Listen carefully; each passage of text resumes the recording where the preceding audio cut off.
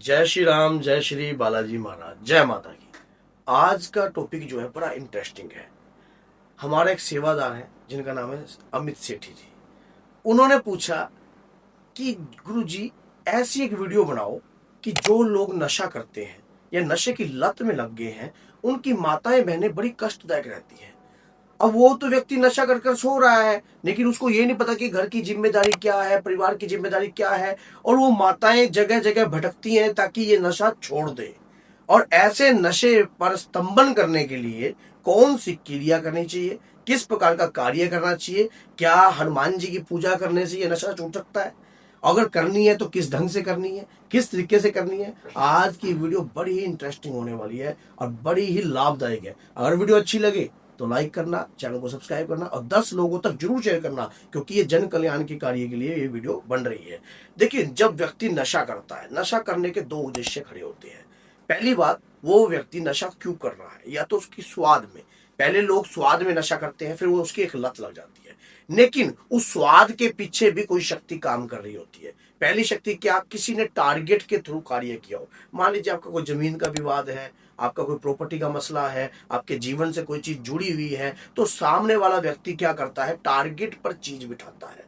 जब टारगेट पर चीज क्या है, इस व्यक्ति को दारू पी के या कोई स्मैक पी के या कोई नशा करके ये व्यक्ति सोचने समझने की शक्ति जो है इसकी छीन हो जाए और ऐसा व्यक्ति काम ही ना कर पाए। जब वो नशा ही करेगा तो प्रॉपर्टी विवाद, केस या कोर्ट कचहरी के चक्कर में नहीं जा पाएगा। तो पहला कार्य क्या हुआ, उद्देश्य पर चीज बिठाई गई, वो उद्देश्य पर कार्य करनी होती है। दूसरी, उसकी पत्नी कहाँ भागेगी, कोर्ट कचहरियों के केस में भागेगी या उसको संभालेगी।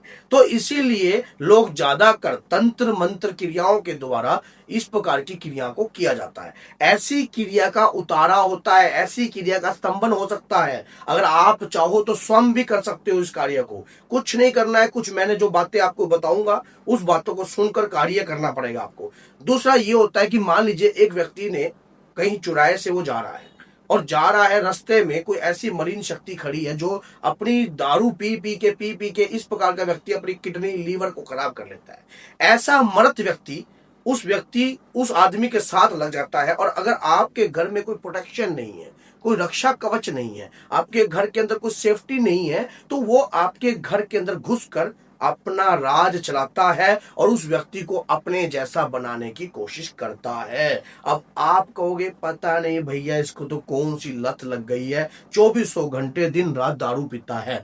जो व्यक्ति सुबह उठते ही दारू पी रहा है तो वो नॉर्मल नहीं है, कोई नेगेटिविटी है उसके शरीर पर। क्योंकि एक समझदार व्यक्ति भी, जब आप किसी कोर्ट में, कचहरी में या डॉक्टर के सामने या कहीं भी या समाज में कहीं भी आप खड़ते हो या किसी भी व्यक्ति के साथ, प्रतिष्ठित व्यक्ति के साथ खड़ते हो, तो आप सोचो क्या क्या आप दारू पीकर खड़ोगे? इतनी बुद्धि विवेक तो आपका भी काम करता होगा। जब ऐसे व्यक्ति का बुद्धि विवेक ही छिन्न हो जाता है, क्योंकि नकारात्मकता उसके शरीर पर रहकर उस चीज का सेवन करती है। आप कहते हैं कि पंच तत्व शरीर बरीना, 5 तत्वों से शरीर का निर्माण होता है। अब उसमें क्या है, जब 2 तत्व उससे अलग हो जाते हैं तो 3 तत्व से नकारात्मकता जो प्रेत योनि में आत्मा बन जाती है। अब वही आत्मा उसके शरीर को हैंडल कर रही होती है दारू पीकर। उसका खुद का देह तो खत्म, उसके शरीर पर रहकर स्वाद ले रही है, उसके शरीर पर रहकर ड्रिंक कर रही है और वो सोचता है कि मैं अपने स्वाद में।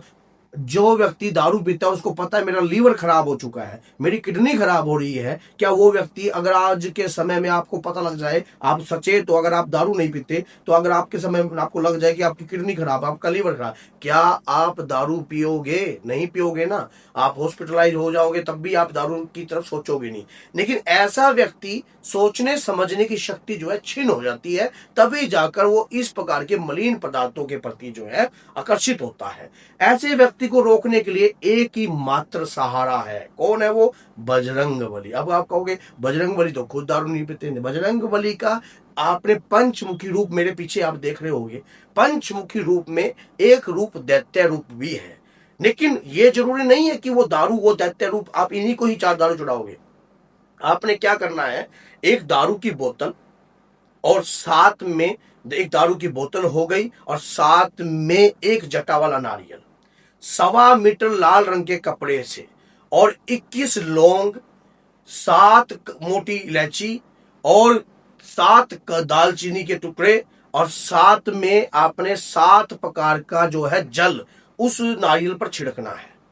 नारियल पर छिड़कना है। आपने 1.25 मीटर कपड़े में ये सामान रखा। कलावा उस व्यक्ति के शरीर जितनी लंबाई का कलावा माप लीजिए। कलावा आपने माप लिया। मापने के बाद जो है आपने काल भैरव मंदिर जाना है। माना जाता है कि कलयुग में प्रधान रूप के देवता जो है हनुमान जी हैं। बटुक भैरव इन्हीं के अंडर में कार्य करते हैं। काल भैरव भी जो है शंकर के अवतार हैं और जो इनका ये रूप है ये काल भैरव से ही जुड़ा है। तो आपने ये नारियल लपेट कर आपने किसी भी का भैरव मंदिर में जाना है जहां दारू और मदिरा का पान चलता हो। जो सी दारू आपका पति पी रहा है या कोई भी व्यक्ति पी रहा है या कोई व्यक्ति स्मैक पीता है, नशा करता है, टीके लगाता है, मेडिकल नशा कर रहा है, कुछ भी कर रहा है, वो सेम प्रोसीजर उस व्यक्ति के ऊपर ऐसा कार्य करना है। और ये पाठ कौन सा करना है? काल भैरव मंदिर में जाकर आपने पंचमुखी रक्षा कवच का पाठ करना है।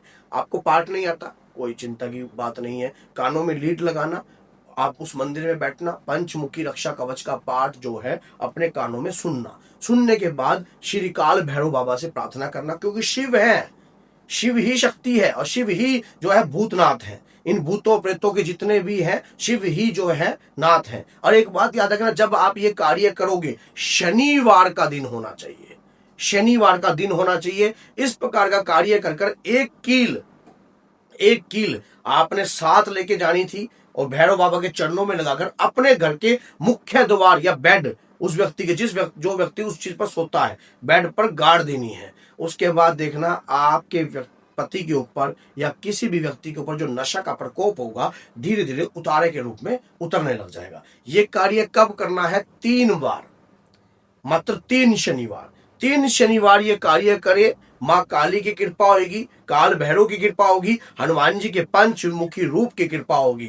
और करने वाला व्यक्ति कितना भी ताकतवर क्यों ना हो, और जब बाबा का पंचमुखी रूप जाग जाता है तो घर में न तंत्र चलता, न मंत्र चलता, न किसी भी प्रकार की प्रतिरूपम क्रियाएं चलती हैं, सबकी सब स्तंभित होती है।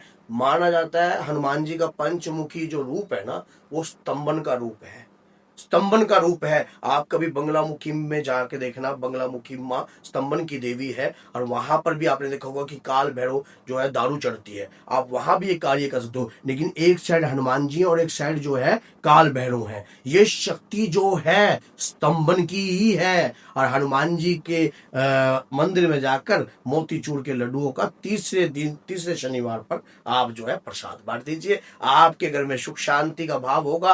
तंत्र मंत्र संतर सब कुछ जो है कट सकता है, संभव है। मैं मान सकता हूं कि आप बहुत दुखी हो, परेशान हो, क्योंकि जब व्यक्ति ऐसा काम करने लग जाए और खासकर जब घर का मुखिया ही मलिन हो जाए तो बाकी लोग क्या करें।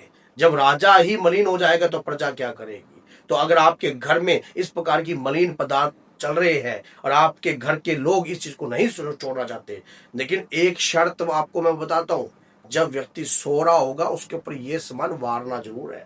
कलावा शरीर की लंबाई के बराबर होना चाहिए। गलती ये मत करना। उसके बाद ये गलती नहीं करोगे तो आपके जीवन में अपने आप ही खुशहाली आ जाएगी। अगर वीडियो अच्छी लगे लाइक कीजिए, चैनल को सब्सक्राइब कीजिए और 10 लोगों को इस वीडियो को जरूर शेयर करना। क्या पता कोई बहन वाकई में परेशान हो और अपनी देह का त्याग करने की सोच रही हो अपने पति के, उसमें क्या पता तलाक लेने की सोच रही हो। मेरे पास ऐसे केस आते हैं तो मैंने ये नशा के लिए, नशा छूटेगा अगर जैसी जिसकी भावना होती है वैसा रिजल्ट परमात्मा दिलाता है। तो बोलिए जय सीताराम, जय माता।